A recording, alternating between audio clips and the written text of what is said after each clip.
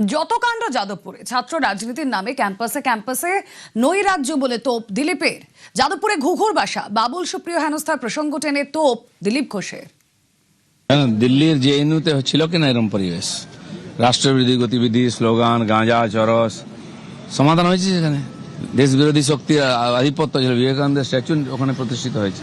আর বিবেকানন্দের রাজ্যে এইরকম একটা নামী ইউনিভার্সিটিতে কিছু লোক উৎপাত করবে, যা ইচ্ছা করবে, সেখানে রাজ্যপালকে অপমান করা হবে, কেন্দ্রীয় মন্ত্রীকে অপমান করা হবে, অন্য কোনো মতাদর্শের লোককে ঢুকতে দেওয়া হবে না।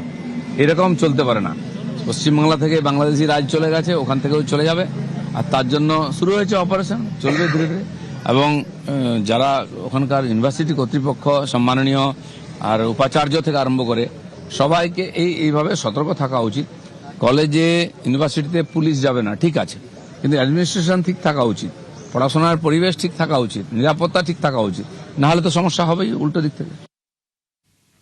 এর আগে অনেক ঘটনা ঘটেছে, কাউকে অ্যারেস্ট করেছে ইউনিভার্সিটি। বাবুল সুপ্রিয়কে যেভাবে অসম্মান করা হয়েছিল, তার বিরুদ্ধে আমরা গিয়ে ওখানে সার্জিক্যাল স্ট্রাইক করিয়েছিলাম। জানি কর্তৃপক্ষ করতে পারবে না, ঘুঘুর বাসা আছে।